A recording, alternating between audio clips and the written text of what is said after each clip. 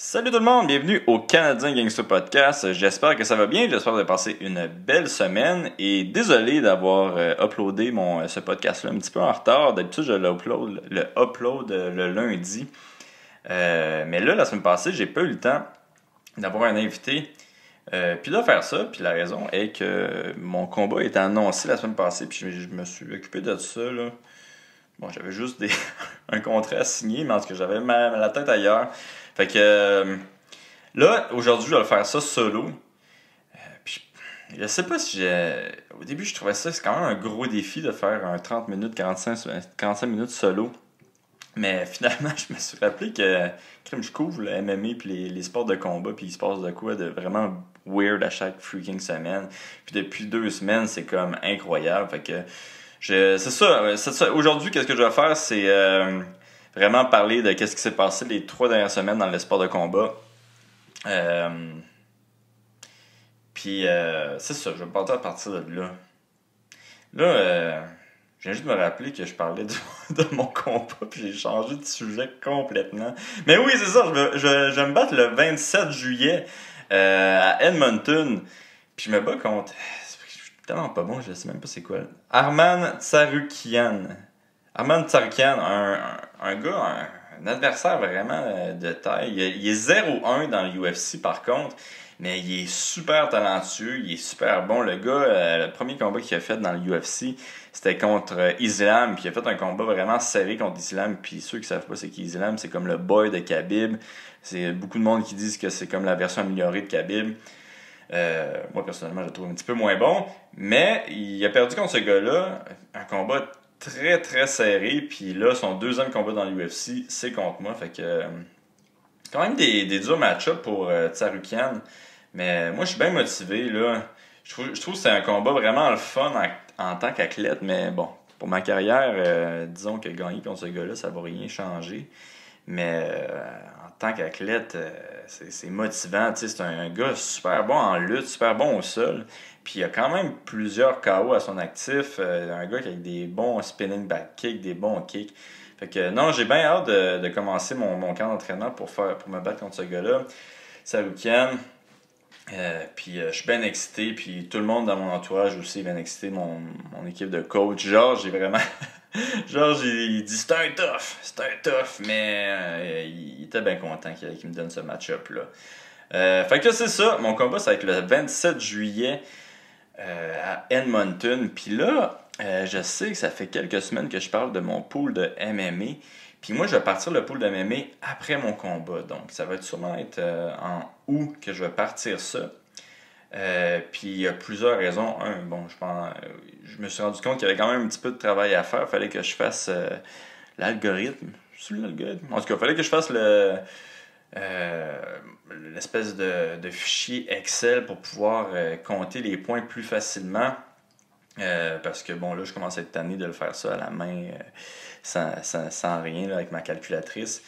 Fait que je vais me faire un fichier Excel pour que ça soit plus facile de mon côté de calculer les points de tout le monde.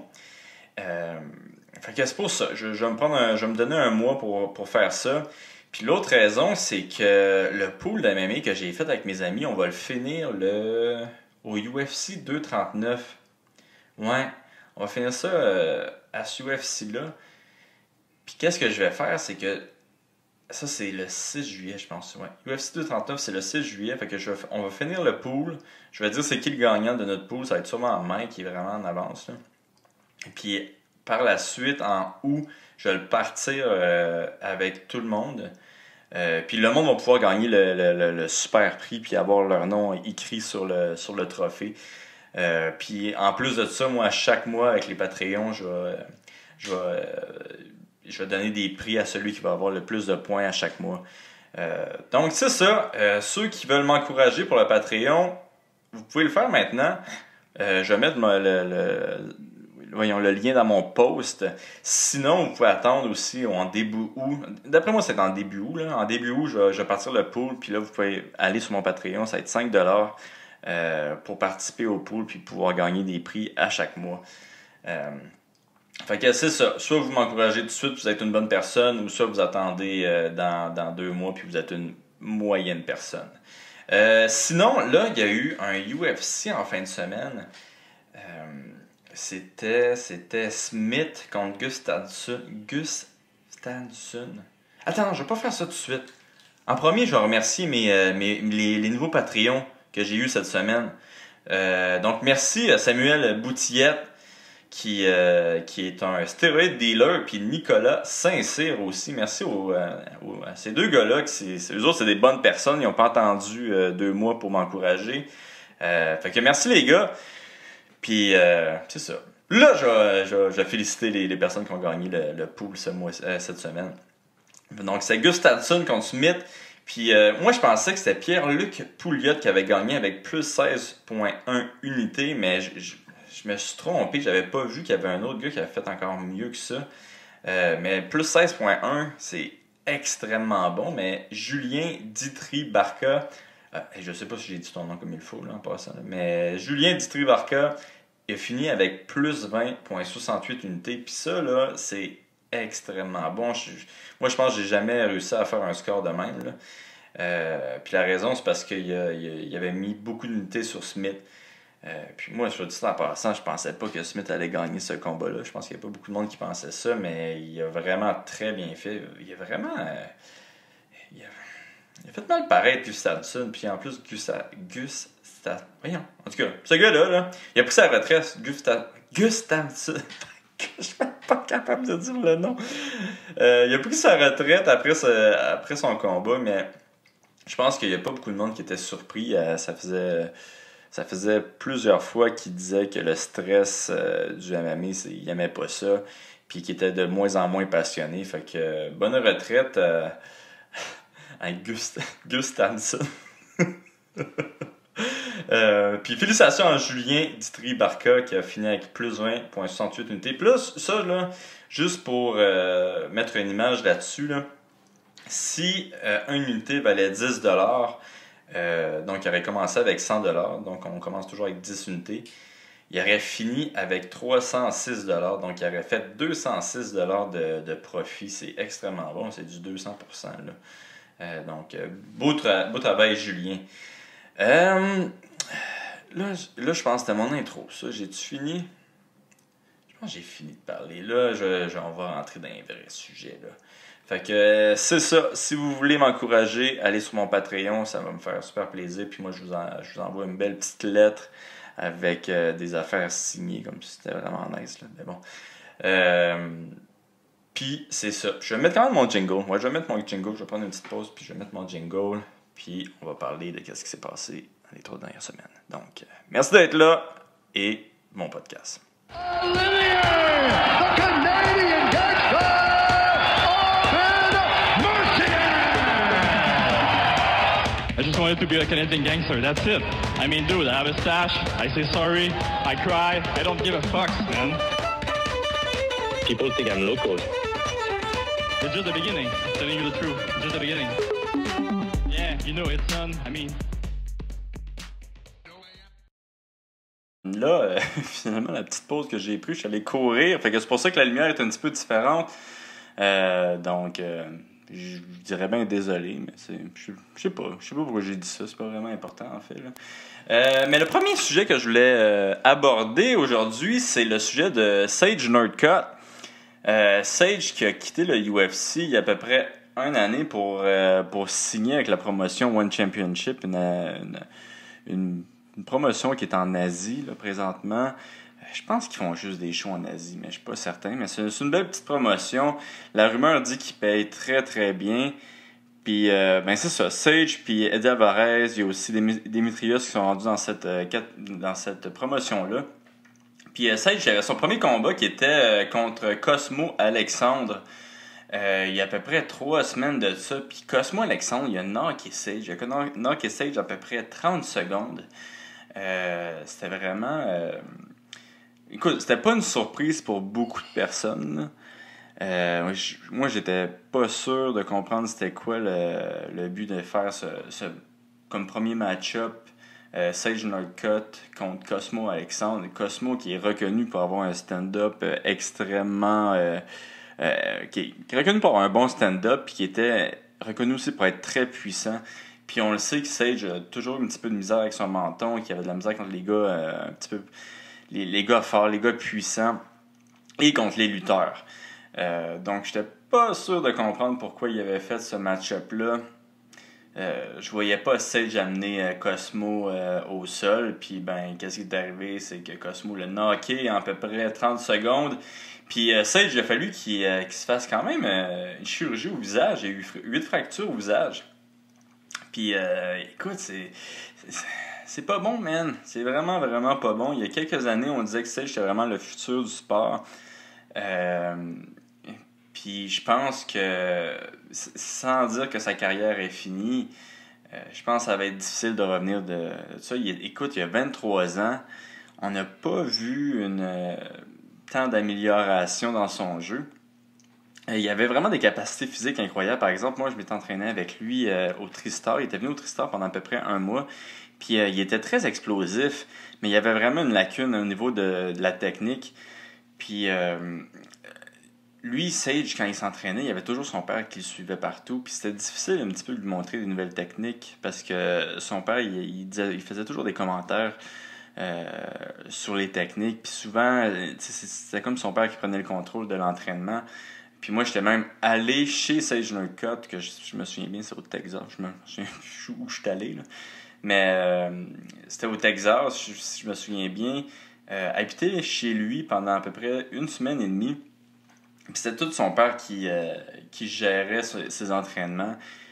Puis c'était un petit peu n'importe quoi, tu sais. C'était comme, OK, aujourd'hui, on va aller faire la musculation le matin. Après, on va aller à ce gym-là, puis on allait au gym. On s'entraînait 5 minutes avec le monde. Puis là, son père, il aimait pas ça. Fait qu'on s'en allait à un autre gym. C'était vraiment bizarre, là.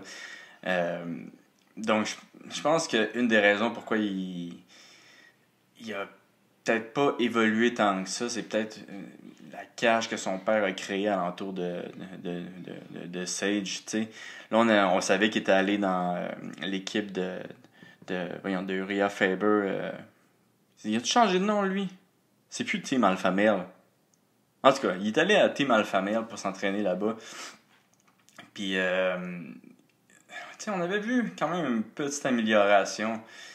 Mais Cosmo Alexandre était vraiment trop fort pour lui. Quand même triste pour Sage. Moi, je l'aimais bien. C'est une bonne personne. Vraiment une bonne personne. Un bon fond. C'est juste dommage. Puis là, j'avais mis une note que dans l'événement qui s'était battu, c'était One Championship, Enter the Dragon. Ça, je trouve ça sick comme nom. Un beau nom de promotion, ça. Un beau nom de show. Sur la même carte, il y avait Gary Tonon. Ceux qui savent pas c'est qui Gary Tonon, c'est probablement le pratiquant de Jiu-Jitsu le plus le fun à regarder. Il est vraiment, vraiment... souvent, le Jiu-Jitsu, c'est peut-être pas le sport le plus amusant, le plus extravagant, mais Gary Tonon, lui, il rendait vraiment les matchs qu'il faisait, il rendait le Jiu-Jitsu vraiment intéressant, vraiment impressionnant. Puis il a gagné, lui aussi, au premier round contre Yoshiki Nakahara. Beau nom. Hey, en passant, je me suis pratiqué pour dire le mot Gustafsson. Yeah, Gustafsson, facile. J'allais courir, je me suis pratiqué à dire le mot, puis c'est ça. Ouais, je vais fermer la parenthèse. Fait qu'il s'est battu contre Yoshiki Nakahara. Là, Gary, il est quand même devenu 5-0, là. Fait que j'ai pas mal hâte de le voir contre des gars un petit peu plus expérimentés. Je pense qu'il va avoir un beau futur en avant de lui. Puis qui sait, mais Gary il est 155, mais qui sait, peut-être qu'un jour il va se battre contre Sage Northcutt. Ça serait vraiment intéressant. Mais ceux qui connaissent pas la promotion One Championship, présentement, ils ont vraiment des bons athlètes. Ouais, des bons athlètes. Puis c'est gratuit, tu peux downloader l'application, puis toutes les shows sont gratuits, puis c'est vraiment des bons shows qu'ils font. Moi, j'ai beaucoup de plaisir à écouter ces combats-là. Puis en plus, des fois, tu peux faire des petits paris là, sur Internet, puis les codes sont weird un peu. Fait que ça, c'est toujours bien. L'autre sujet, là, je parlais de l'autre sujet, puis après, je vais aller manger, puis je vais sûrement faire la suite du podcast demain. Mais l'autre sujet que je voulais parler, c'était Ilias Theodorou, qui s'est fait couper du UFC il y a 2 semaines. Puis Elias, il avait une fiche de 8-3 dans le UFC, puis il était 3-1 dans ses 4 derniers combats. Il a perdu son dernier combat. Un combat... Bon... Moi, j'étais un fan de Elias, ok? Moi, je vais être franc, là. Je suis un gros fan de Elias. Je le trouve bien drôle quand il se bat. Oui, c'est sûr, c'est pas les combats les plus beaux qu'il fait, mais je trouvais ça... J'étais vraiment entertained. Quand il se battait, là, j'avais ben du fun. Puis je pense qu'il y a beaucoup de monde qui aimait pas ça, son style.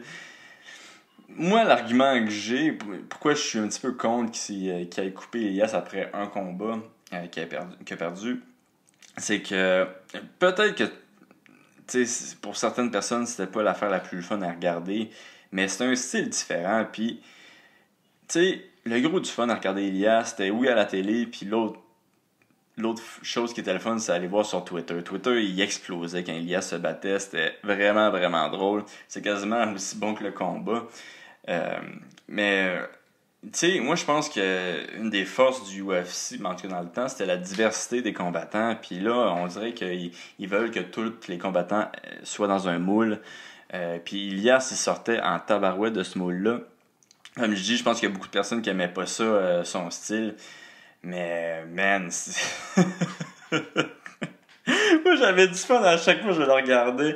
Écoute, il était comme à 2 combats. Là, son dernier combat, le monde, on vraiment remarqué qu'il était fucked up, là, comment il se battait. Là. C'était vraiment weird. Puis, moi, je pense 2 combats de plus, puis il atteignait le statut de GOAT, un petit peu comme Artem Lubov, tu sais.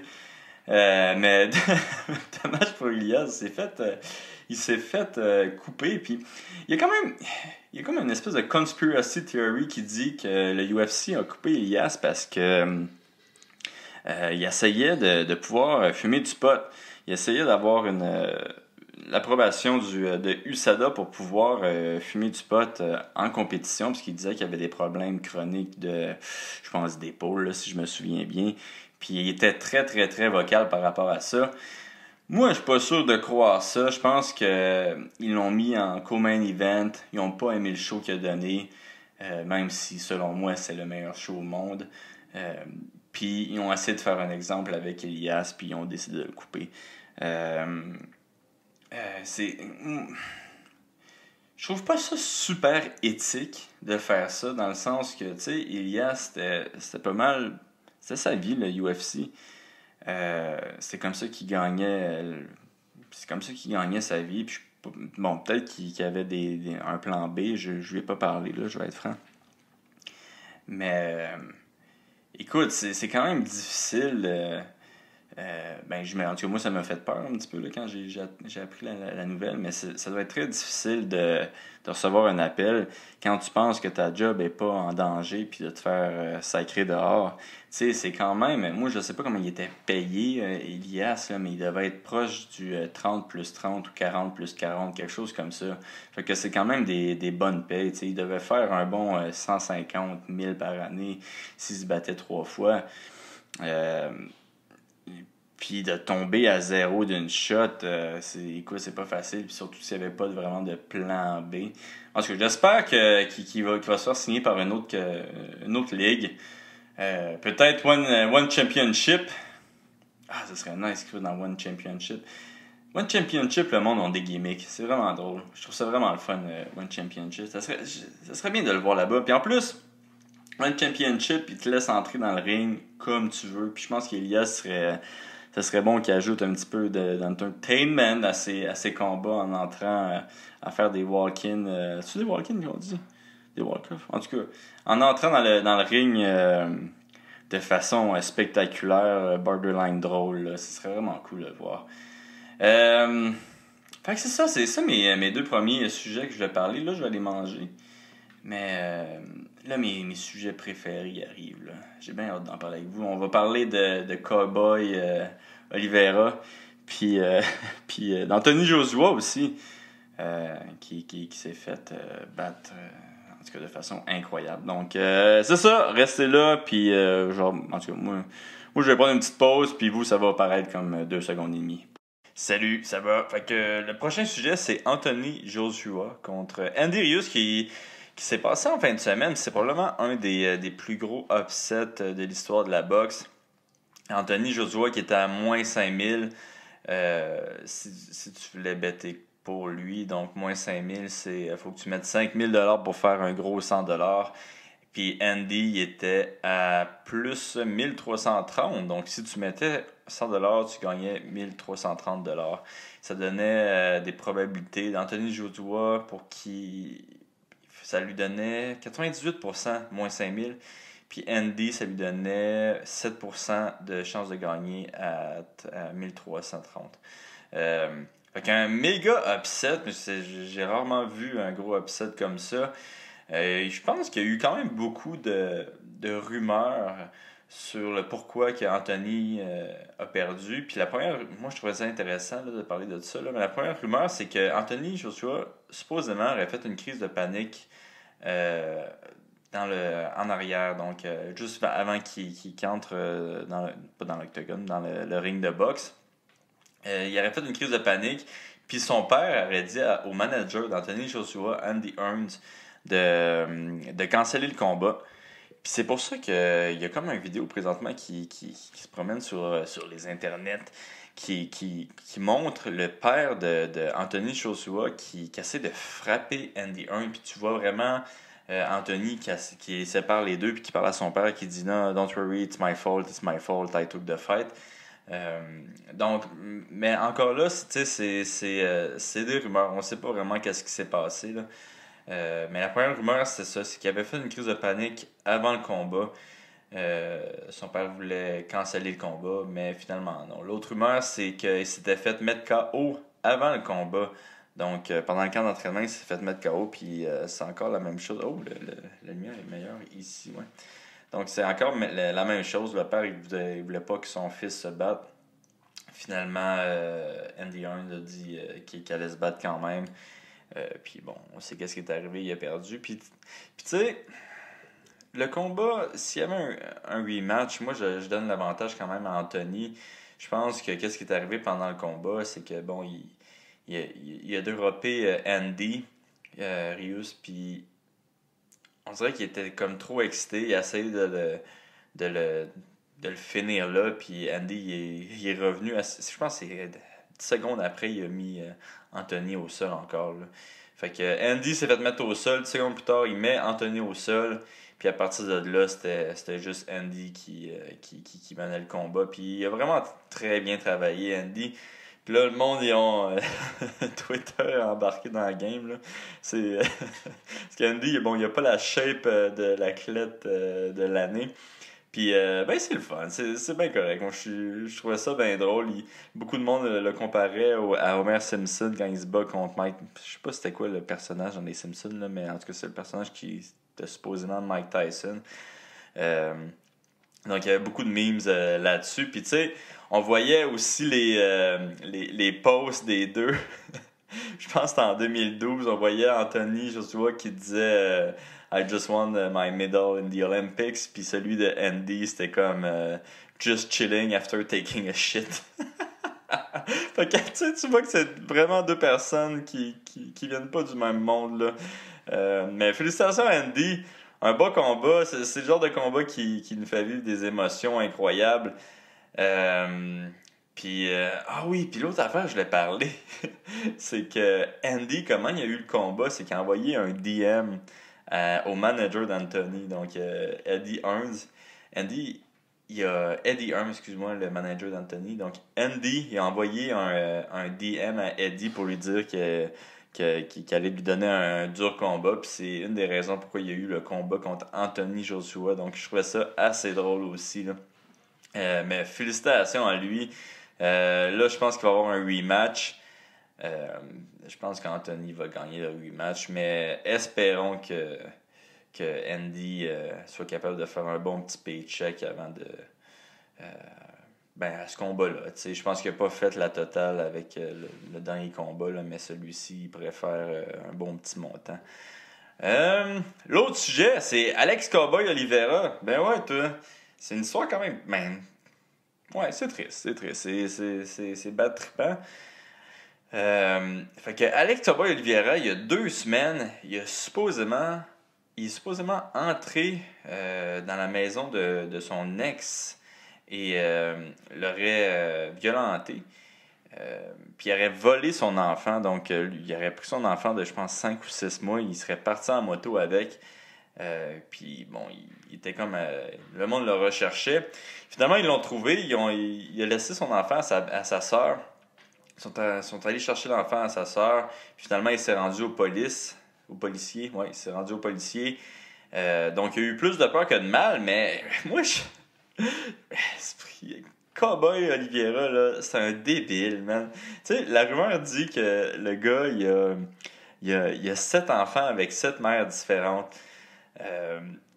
Fait que, tu sais, le gars, il s'est déjà fait blesser par une grenade. Je pense que c'était pendant le jour de l'an, après un de ses combats. Il y a une grenade qui a explosé, puis s'était blessé à la jambe avec ça.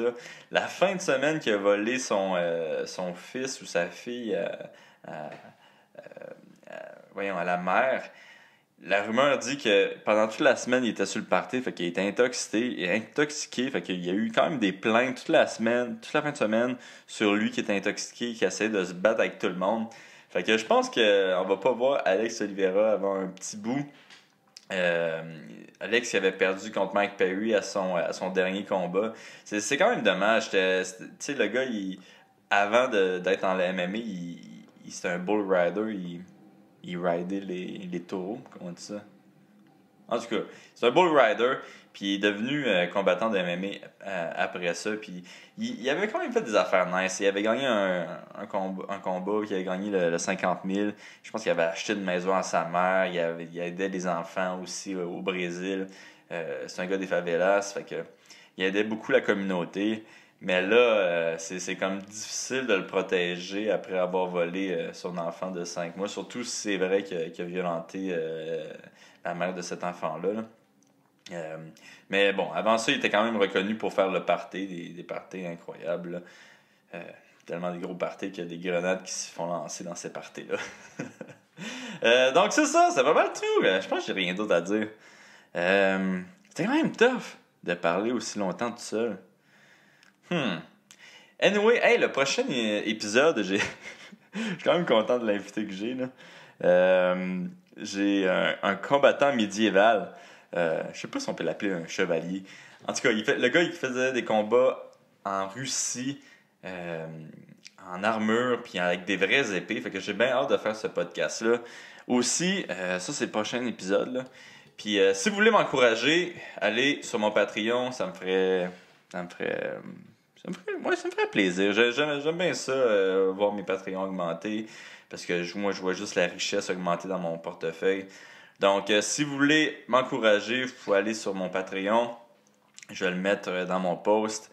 Et merci à tous ceux qui le font déjà. Si vous voulez participer au pool d'MMA, ça va être sûrement en début août.